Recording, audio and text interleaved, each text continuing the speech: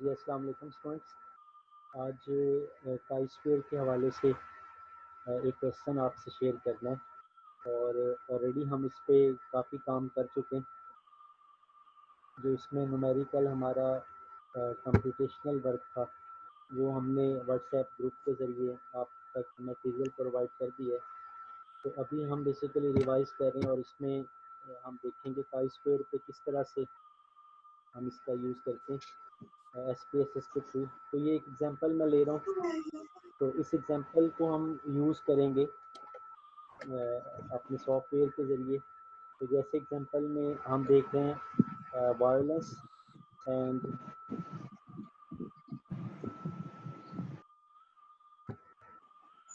violence and lack of discipline have become major problems in schools in the United States. A random sample of 300 adults was selected, and these adults were asked if they favor giving more freedom to school teachers to punish students for violence and lack of discipline. The two-way classification of the responses of these adults is presented in the following table. तो अब हम देखें कि ये categorical information है हमारे पास, जिसमें दो वेरिएबल हमें नज़र आ रहे हैं। लोगों से राय ली जा रही है कि क्या जो टीचर्स हैं उन्हें ये फ्रीडम दी जाए कि वो स्कूल के जो स्टूडेंट्स हैं वायलेंस जब वो करते हैं डिसिप्लिन लैक ऑफ डिसिप्लिन की वजह से, जब वो वायलेंस क्रिएट करते हैं तो उनको जो पनिश करना है, तो उस हवाले से आप क्या राय देते हैं? क्या आप इसके फेवर में हैं, अगेंस्ट हैं, या आपकी कोई ओपिनियन नहीं है? और दूसरी तरफ ये इंफॉर्मेशन सोसाइटी में मेल और फीमेल जेंडर में दोनों तरह के लोगों से राय ली जा रही है। सो आई रिपीट अगेन, हम ये देखना चाह रहे हैं कि जो स्कूल के अंदर जो बच्चे डिसिप्लिन में लैक करते हैं तो क्या उन्हें पनिश किया जाए। तो उस पनिशमेंट के हवाले से जो फीडबैक ली जा रही है उसके तीन लेवल हैं। लाइक फेवर में हैं लोग कि हाँ पनिशमेंट देनी चाहिए, अगेंस्ट हैं, ये ओपिनियन नहीं है। और जो लोग ओपिनियन दे रहे हैं तो उसमें मेल भी हैं और फीमेल भी शामिल। तो ये हमारे पास कंटिजेंसी टेबल है, जिसमें आप देख रहे हैं यहाँ पे तीन कॉलम है, इन फेवर, अगेंस्ट और नो ओपिनियन।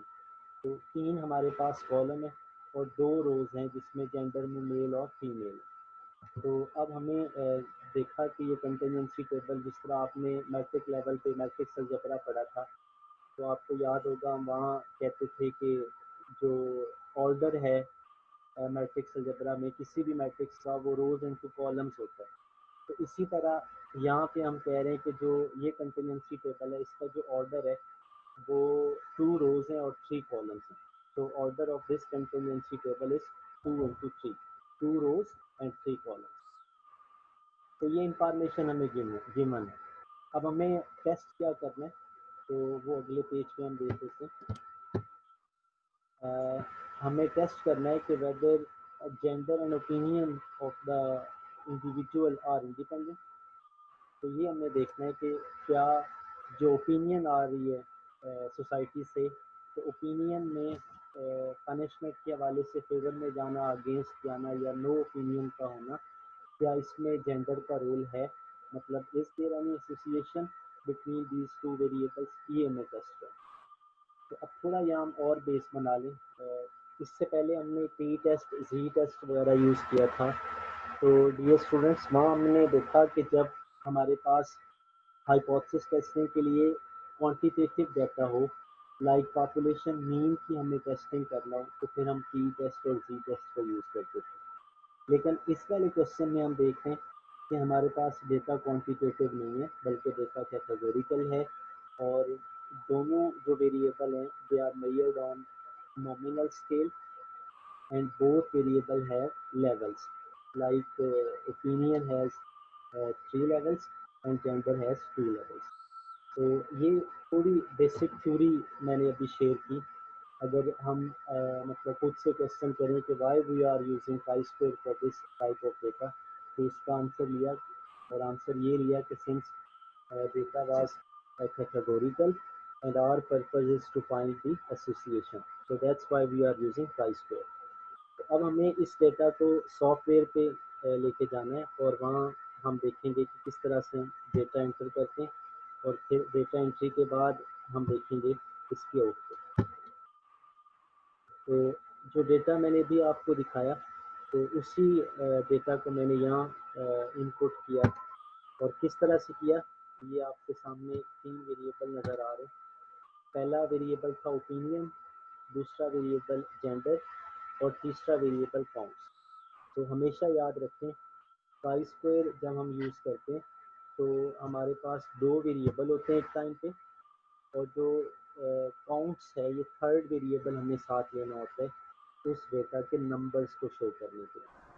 तो ओपिनियन पहला वेरिएबल मैंने रखा, दूसरा जेंडर और तीसरा काउंट्स। तो अब ओपिनियन में हम देखें तो मैंने यहाँ पे वैल्यू 1 दी, लेबल उसको दिया फेवर, फिर वैल्यू मैंने यहाँ 2 रखी और इसको मैंने लेबल दिया अगेंस्ट, फिर वैल्यू 3 रखी और लेबल दिया इसको नो ओपिनियन। तो ये अगर आप लोगों ने फाइल ओपन कर रखी है तो इस तरह से वेरिएबल डिफाइन कर लें, ओपिनियन, जेंडर और काउंट्स। और ओपिनियन के ये 3 लेवल मैंने डिफाइन कर दिए। इसी तरह जेंडर के लिए 1 for male and 2 for female और इसको ओके कर दिया। इसके बाद आप देखें मैंने जो अपने वेरिएबल व्यू में तीसरा काम किया, फर्स्ट पे मैंने वेरिएबल के नेम डिफाइन किए, सेकंड पे वैल्यूज़ पे जाके उसकी कैटेगरीज को नंबर अलॉट किए, और थर्ड पे जिस तरह आप यहाँ देखते हैं मैयर में जाके ओपिनियन को मैंने नॉमिनल दे दिया, यहाँ से नॉमिनल चेक कर दिया। इसी तरह जेंडर को भी नॉमिनल कर दिया और फिर काउंट्स को मैंने स्केल कर दिया। तो ये बेसिक वर्क था हमारा वेरिएबल व्यू के अंदर। तो कोई क्वेश्चन है यहाँ पे तो आप पूछिए।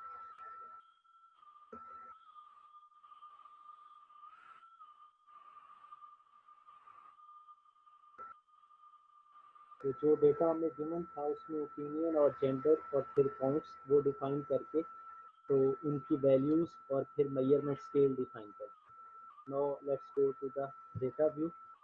अब उसमें जब मैं डेटा व्यू ले रहा हूँ, अब मुझे यहाँ पे डेटा एंट्री करना है। तो let's go back again to that table जो अभी हम देख रहे थे। हमारे पास टेबल था कंटिन्यूटी टेबल का, इसको ज़रा देखें। अब आप जो फेवर में हमारे पास था ओपिनियन वाला वेरिएबल, तो उसमें 3 लेवल हमें नज़र आ रहे, in favour, against, no opinion. तो मैंने जब वेरिएबल डिफाइन किया तो फेवर को मैंने कोड 1 दिया, अगेंस्ट को मैंने कोड 2 दिया और नो ओपिनियन को मैंने कोड 3 दिया। तो आई रिपीट, ओपिनियन में फेवर को कोड 1, अगेंस्ट को कोड 2 और नो ओपिनियन को कोड 3। इसी तरह यहाँ रो में जेंडर के लिए मैन को मैंने कोड 1 दे दिया और वुमेन को मैंने कोड 2 दे दिया। तो ये कोड मुझे अब याद रखना। तो अब आपकी चॉइस है कि आप जब डेटा एंटर करेंगे तो आप रो वाइज करना चाहते हैं या कॉलम वाइज करना चाहते हैं। तो सपोज मैंने रो वाइज कॉलम वाइज मैंने डेटा एंटर करना है या रो वाइज करना है। तो जब मैं रो की बात करूँगा तो मैन में रो में आप देखते हैं मैन है यहाँ पे यानी 1, इसको हमने कोड दिया था 1। और जब ये मैन 1 है और इसके सामने आप देखते हैं 3 एंट्रीज आ रही हैं, in favour, against, no opinion. तो मैन के सामने 3 एंट्रीज आ रही हैं। तो मैन को मैंने कोड दिया 1 और इन फेवर को मैंने कोड दिया 1, अगेंस्ट को मैंने कोड दिया 2 और नो ओपिनियन को मैंने कोड दिया 3। तो ये जो कोड अभी मैं ले रहा हूँ इनको मैंने अब उधर सॉफ्टवेयर पे यूज़ करना है। इसी तरह ये ज़रा मैं यहाँ बोल लेता हूँ फिर हम इसको उधर यूज़ कर लेते हैं। आई रिपीट अगेन, यहाँ हम लिखेंगे 1, मैन के लिए 1। ये देखिए अभी हम यहाँ पे हम देख लेते हैं, ये कोड देखिएगा, ये मैंने 1 दे दिया मैन को। इसी तरह मैंने फेवर को इधर कोड दिया था 1, फिर अगेंस्ट को मैंने कोड दिया था 2 और नो ओपिनियन को मैंने कोड दिया था 3। तो ये मैंने जब इधर SPSS पे जाना है तो ओपिनियन वाले कॉलम में मैंने पहले लिखना है 1 फिर 2 फिर 3। इसी तरह विमन को मैंने कोड दिया था 2। तो और इसी तरह जो दूसरा वेरिएबल साथ चल रहा है फेवर वाला तो वो 1, अगेंस्ट के लिए 2 और नो ओपिनियन के लिए मैंने कोड दिया था।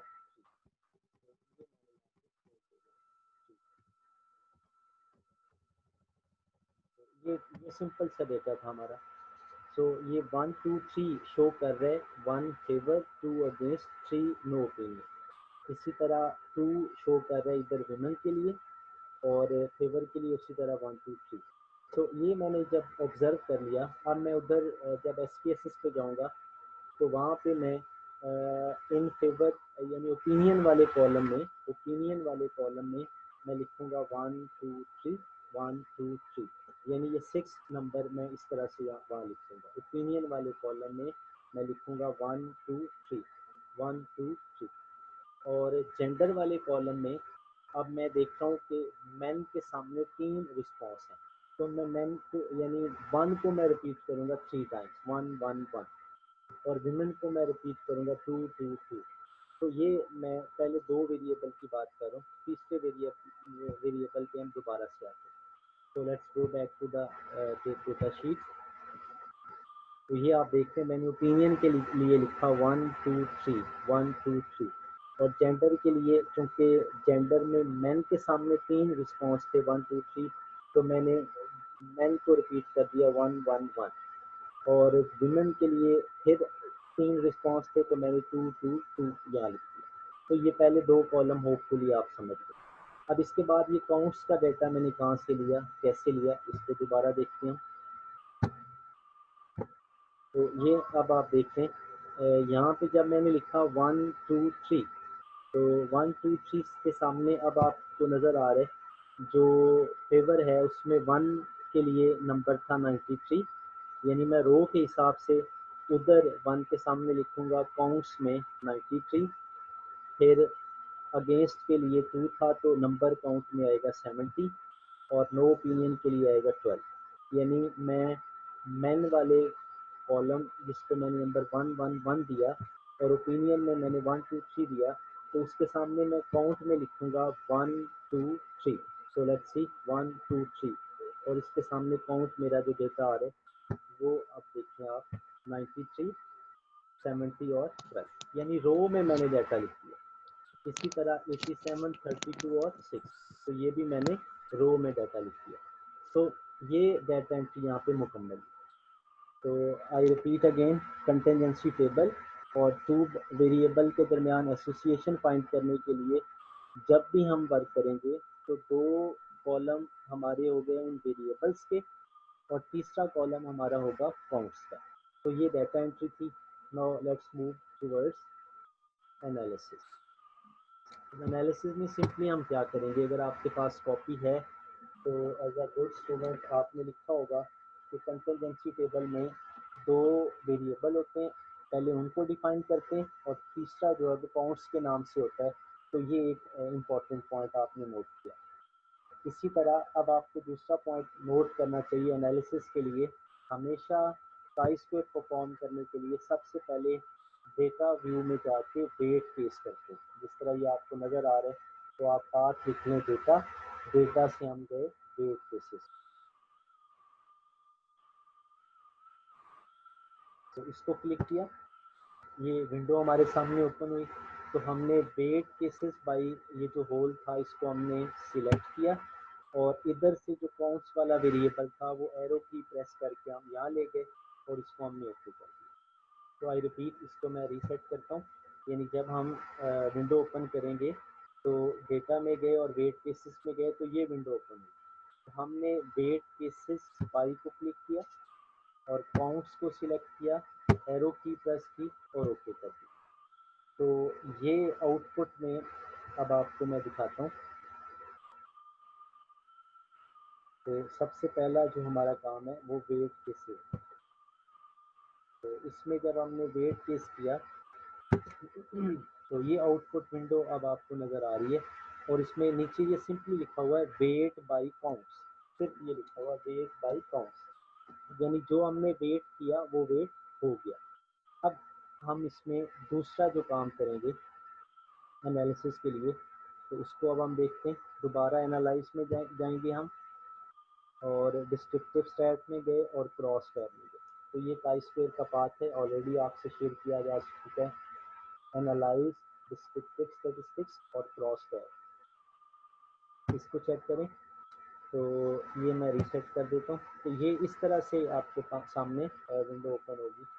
तो रो, जो हमारा रो वेरिएबल था वो जेंडर था, तो जेंडर को हम ले गए रो वेरिएबल में, और जो ओपिनियन था वो कॉलम वेरिएबल था, उसको हम यहाँ ले गए। अब स्टेटिस्टिक्स में हम गए और यहाँ पे आपको काई स्क्वायर नज़र आ रहा है, ये मैंने चेक किया। स्टेटिस्टिक्स में गए और काई स्क्वायर को चेक किया और कंटिन्यू कर दिया और लास्ट पे सिर्फ ओके किया। तो ये आउटपुट आपके साथ,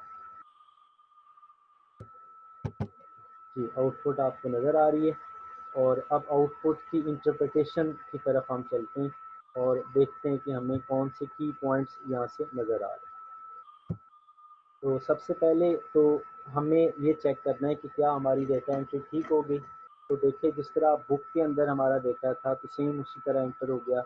जेंडर है male female, opinion favour against no opinion, number देखें उसी तरह उधर 93 70 12 87 32 और 6। तो ये कॉन्टिजेंसी टेबल यहाँ रिपीट हो गया। तो इसके बाद आखिरी जो हमारा टेबल है इसमें हमारी रेलेवेंट आउटपुट हमें नज़र आ रही है। अब आपने एज अ रिसर्चर जब आपने रिपोर्ट या थीसिस में ये रिजल्ट कोट करना है तो सिंपली आप इस टेबल को कॉपी पेस्ट कर देंगे वर्ड की फाइल में, और नीचे जब आप इंटरप्रिटेशन लिखेंगे तो इसमें दो बड़ी इंपॉर्टेंट चीज़ें हैं जो आपने यहाँ से लेनी है। लाइक ये फर्स्ट थिंग हम देखते हैं, नंबर वन पे ये हमें काई स्क्वायर की वैल्यू नज़र आ रही है। पीएसएन काई स्क्वायर की वैल्यू 8.253 और इसके सामने ये आपको लिखा नज़र आ रहा है एजम्प्टोटिक सिग्निफिकेंस। ये जो हमें पॉइंट नज़र आ रहा है एजम्प्टोटिक सिग्निफिकेंस, तो इसमें नंबर आ रहा है 0.016। तो इस टेबल से इन दो वैल्यूज़ को पकड़ के हमने इंटरप्रेट कर देने अपने फाइंडिंग्स को। तो हम लिखेंगे कि एज पी वैल्यू, जिस तरह आपको मैं तीसरी चौथी दफ़ा ऑनलाइन आपको बता रहा हूँ, इससे पहले ग्रुप में भी बताया कि जो पी वैल्यू हमारे पास आ रही है वो डिसीजन के लिए हम यूज़ करते हैं और सिंपल क्राइटेरिया है if P value is lesser than alpha value then reject H not. तो देखें हमारा जो पी वैल्यू हमारी है वो 0.016 है, तो और अल्फ़ा हमारे पास बाय डिफ़ॉल्ट 0.05 है। तो क्या 0.016 0.05 से बड़ा है? नो।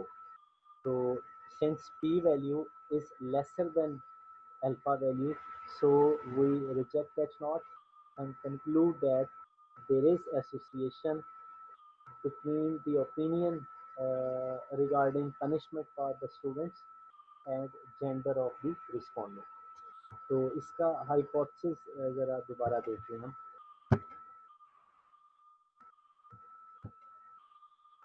तो ये मैं हाइपोथेसिस किया एच नॉट हम कैसे लिखेंगे, हम हाइपोथेसिस अपना बनाएंगे।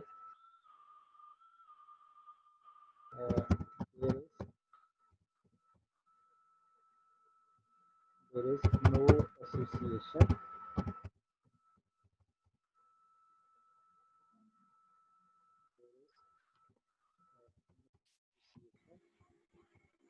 आपको बताया जा चुका है, हमेशा ऐसे लिखते हैं there is no association between genders and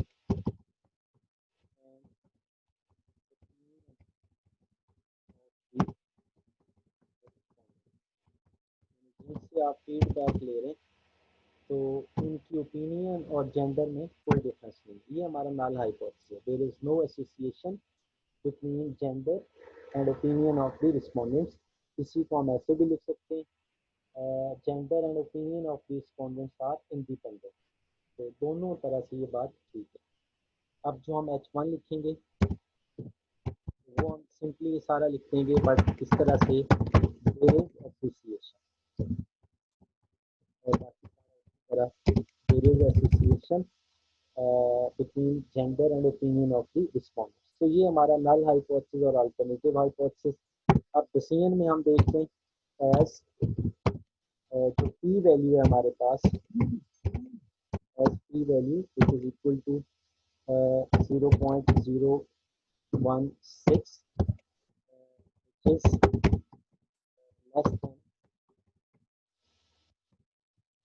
is less than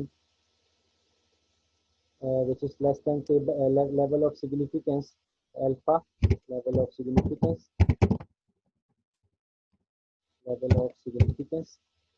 which is, अब लेवल ऑफ सिग्निफिकेंस हमारे पास क्या, लेवल ऑफ सिग्निफिकेंस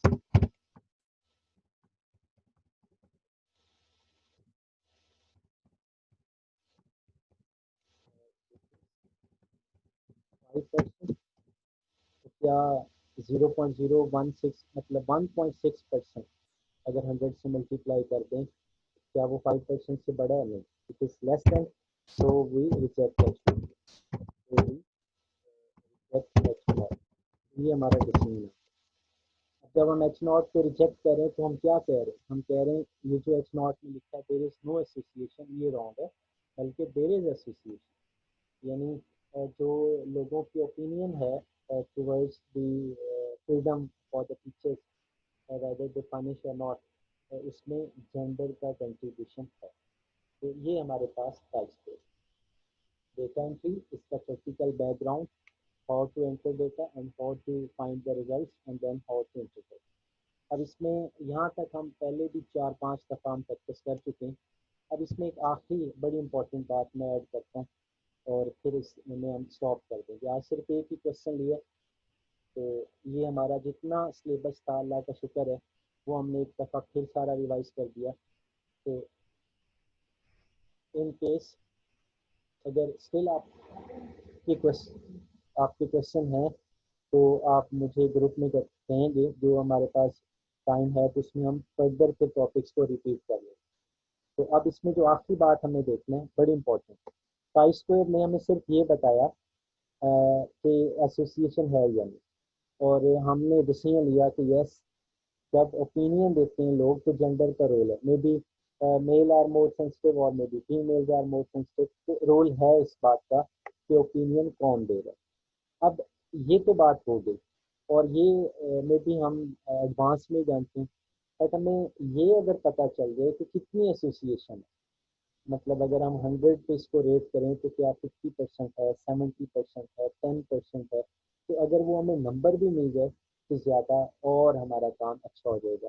तो इसके लिए सो सिंपल, एनालाइज में गए उसी तरह, डिस्क्रिप्टिव में गए, क्रॉस स्क्वायर में गए जिस तरह हम पहले सारा कर रहे थे काम, सिंपली स्टेटिस्टिक्स में जब हम गए हमने काई स्क्वायर को चेक किया था, तो ये सारा वही काम है। अब आपने एक एक्स्ट्रा काम करना है, यहाँ लिखा हुआ है पाई एंड ग्रामर्स वी, तो सिर्फ इसको सिलेक्ट कर दिया, सिंपल पाई स्क्वायर परफॉर्म कर लिया, पाई एंड ग्रामर्स वी को सिलेक्ट करें, कंटिन्यू करें, ओके करें, तो एक टेबल हमें और मिल जाएगी, ये लास्ट पे हमें नजर आएगा, लास्ट पे टेबल। तो ग्रामर वी की वैल्यू ये हमें हमारे लिए बड़ी रेलिवेंट है, और हमें यहाँ नज़र आ रहा है जो ग्रामर वी की हमें वैल्यू नज़र आ रही है वो है 0.166,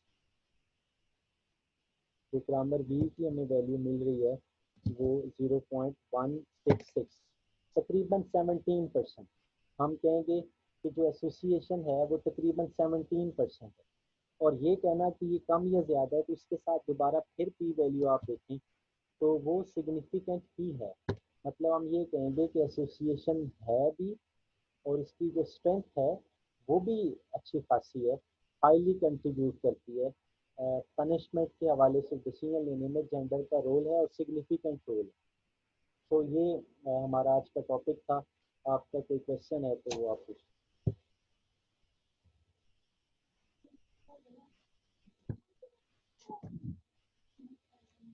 जी शाबाश, कोई क्वेश्चन आज के लिए?